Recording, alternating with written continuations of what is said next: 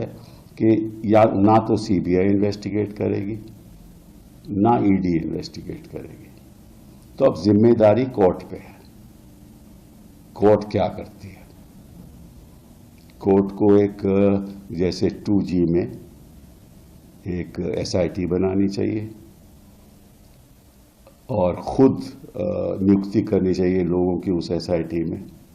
वो इंडिपेंडेंट लोग होने चाहिए और जो जो भी डोनेशंस हुई हैं, जिस जिस डोनर ने भी पैसा दिया है, कुछ तो ऐसी कंपनी हैं जो लॉस में चल रही हैं, उन्होंने भी पैसा दिया है। कुछ ऐसी कंपनी है जिनके प्रॉफिट्स जो हैं, जिनकी मुनाफा है बड़ा कमती है, लेकिन डोनेशन बहुत ज़्यादा है। तो ये सब चीज़ें इन्वेस्टिगेशन के ऊपर निर्भर हैं। मैं इसके बारे में आज कुछ ऐसी बात कहूँ जो सत्य नहीं हो तो वो गलत बात होगी। लेकिन ये बात ज़रूरी है कि ये सारा जो पैसा है, अगर क्विड प्रो को हुआ है, वो लगता है कि हुआ है, तो अवैध है। और जो इमारतें भी बनी हैं उस पैसे से, वो भी अवैध हैं। तो ये तो एक बहुत, जैसे मैंने पहले भी कहा कि हिंदुस्तान में 2 बहुत बड़े स्कैम हुए। एक तो नोटबंदी का,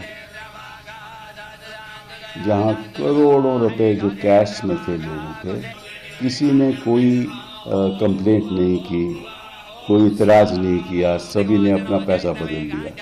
उसकी आज तक इन्वेस्टिगेशन नहीं हुई। वो बहुत बड़ा स्कैम था। अब दूसरा उससे भी बड़ा स्कैम ये है, क्योंकि इस स्कैम के द्वारा तो इन्होंने अपनी पूंजी में जितना उनको चाहिए था डाल लिया और दुनिया में सबसे समझ लीजिए कि सबसे बड़ी पूंजीपति पार्टी उभर के भाजपा आई है। अब देखना ये है कि कानून इसको किस नज़रिए से देखता है। तो उसके बारे में तो मैं आज कुछ नहीं कह सकता। लेकिन आप ऐसा है कि आपकी तो पैकेज आपके पास होगा ना, कि ना खाऊंगा ना खाने दूंगा, तो पैकेज तो आपके पास है। वो पैकेज तो जरा चलाइए। ये तो आप लोगों के ऊपर निर्भर है। सर, एक ये सवाल भी खड़ा हो रहा है कि 2018 से इलेक्टोरल बॉन्ड्स की शुरुआत हुई थी, लेकिन जो डेटा दिया गया है 2019 से दिया गया है। तो ये जो 1 साल का गैप लिया गया, उसकी डिटेल्स नहीं सामने आई है, उस पर भी कई अभी तो बड़े बड़े गैप हैं। अभी तो बहुत बड़े गैप हैं। गैप इन्वेस्टिगेशन में है, गैप मतलब कि किन किन लोगों ने कितना कितना दिया। अभी ये भी पता करना चाहिए, और ये भी एक बहुत अहम सवाल है कि PM केयर्स में किसने किसने दिया। वो भी तो एक बहुत बड़ी बात है। वो भी उद्योगपतियों ने दिया होगा। तो मैं समझता हूं कि ये एक स्कीम थी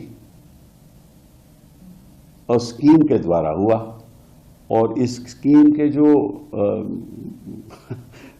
जिसने स्कीम चलाई थी वो हमारे पूर्व वित्त मंत्री जी थे, और उन्होंने सोचा कि इस तरीके से कोई भी पार्टी हमसे मुकाबला नहीं कर पाएगी। वो निकला, सही निकला।